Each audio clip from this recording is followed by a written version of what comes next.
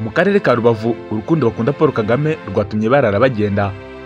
Abaturage ibihumbi baraye bagenda bajya hiyamamariza umukandida w'umuryango wa FPR Inkotanyi wiyamamaza mu murenge wa Rugerero mu karere ka Rubavu tariki 23 Kamena 2024.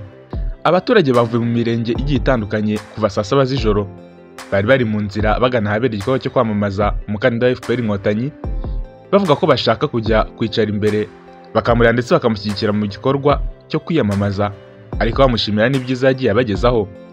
Abaturage bo mu mujyi wa Gisenyi mu murenge wa Rubavu ni bamwe mu bazindutse bakaba bavuga ko kuba baraye ijoro bagenda biri mu byo bamushimira, nko kugira umutekano mu gihe begeranye n'igihugu gicumbikiye abashaka guhungabanya umutekano w'u Rwanda.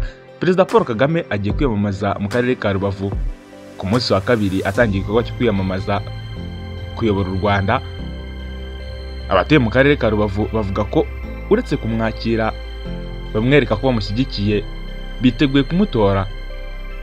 Hitimana Jacques ukorera mu karere ka Rubavu avuga ko ibyiza abanyarwanda bamaze kugeraho babikesha Paul Kagame, bakaba bifuza kumutora kugira ngo ibikorwa bakorera ashobore kubyongera. Agira ati hari ibihugu bikigura abonoma ya telefone, ariko twubu guhamagara byarorohejwe kubera uriya mubyeyi wacu. Abantu bagenda amanywa nijoro ntacyo bikanga kubera umutekano u Rwanda rufite kuri ubu. Ibi byongeyeho n'amatara ku mihanda, amazi hafi, abantu bagihangayika bakora ingendo ndende bagiye kuzana amazi. Yaduhaye igihugu cyiza, natwe tugomba kubimwereka tumutora. Serafina utuye mu murenge wa Kanama mu karere ka Rubavu avuga ko Paul Kagame yabaye akabando ku bakuze, ikaba impamvu ituma bamukunda. Abaturage batuye mu turere twa Nyabihu, Rutsiro na Rubavu barahurira mu murenge wa Rugerero ahabera igikorwa cyo kwamamaza umukandida wa FPR Inkotanyi, bamushimira ibyiza yagiye abagezaho birimo ibikorwa remezo, umutekano, imiyoborere myiza n'imibereho myiza y'abaturage.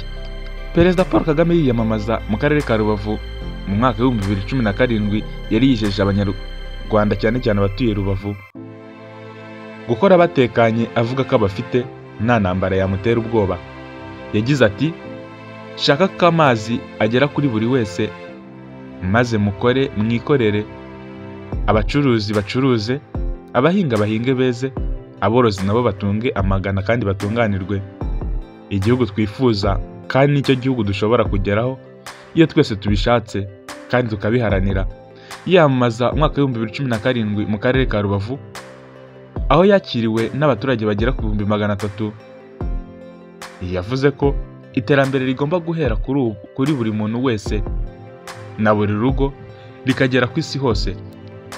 Gift Mura kuri Mura TV, turabakunda cyane. Amakuru yacu nakagaruka.